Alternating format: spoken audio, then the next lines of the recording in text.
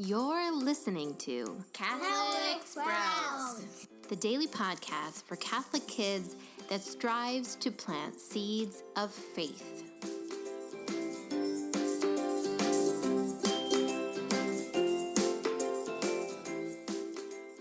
Hey there, Sprouts. Today is Friday, May 24th, 2019.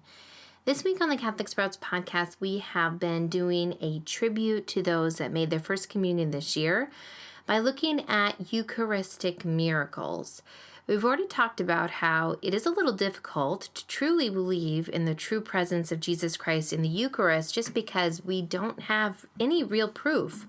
The bread and wine still look and taste and feel like regular bread and wine.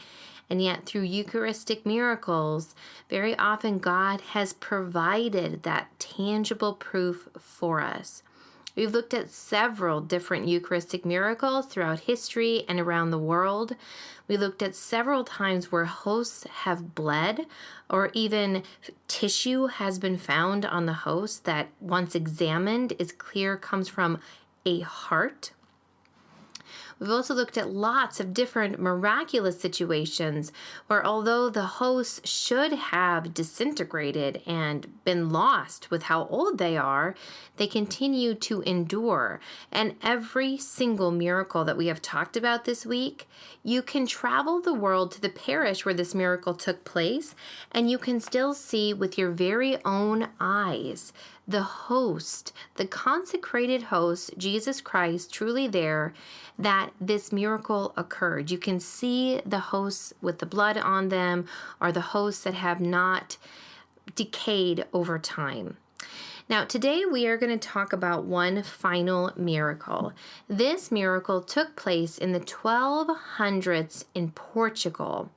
Now, it's a little bit more of a complicated story, but still miraculous nonetheless.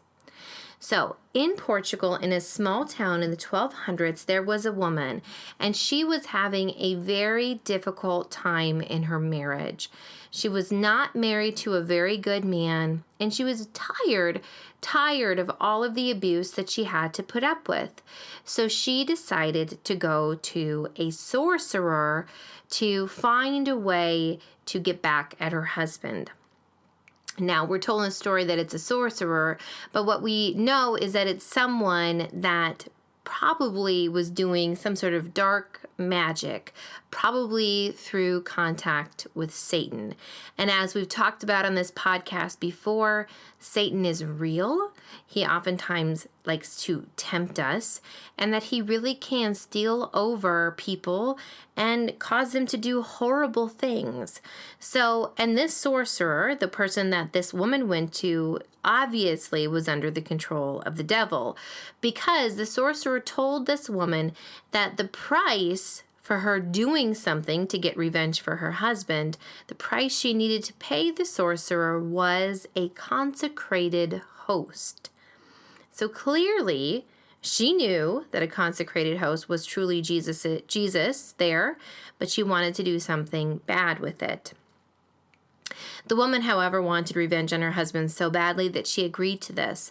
She went to Mass. She received Jesus in the host on her tongue, but she immediately took it out of her mouth and put it in her pocket and walked out of church. As she was walking out of church with the host in her pocket, she noticed, when she looked at it, that the host had red on it, that it had begun to bleed. She was a little scared, so she ran home and put the consecrated host into a chest in her house. That night, while she was sleeping, a miraculous, brilliantly bright light shone into her house and shone directly where she had hidden the consecrated host. Well, that was enough. She was terrified. She took the host back to the priest. She confessed everything, and she gave the host back to the priest, who recognized it as a miracle. Once again, although this took place in the 1200s, you can still travel to this town in Portugal and see this host that bled.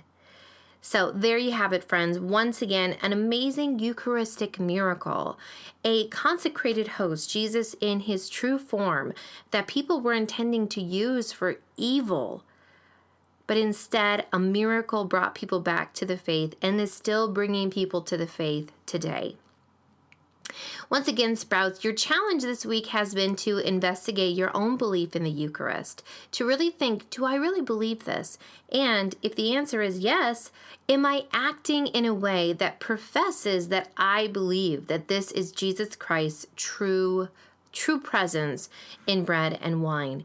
Am I being reverent enough? Am I making time to spend with Jesus in the Eucharist? These are all important questions that you need to be asking not only now, but through your whole life. So once again, Sprouts, pray with me this very important prayer. Jesus, I believe in you. Increase my faith. That's it for Catholic Sprouts today. We'll be back tomorrow, but until then, continue to grow in your faith and truly sprout into the beautiful creation that God intended you to be.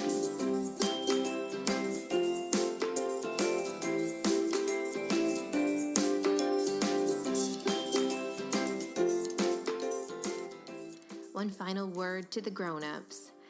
Thank you so much for listening to the Catholic Sprouts podcast.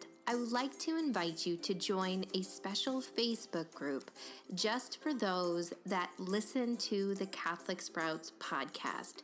We will use this group to connect, to share resources around that week's theme, and simply celebrate raising future saints. To find the direct link to the Facebook group, simply check the notes for this podcast episode.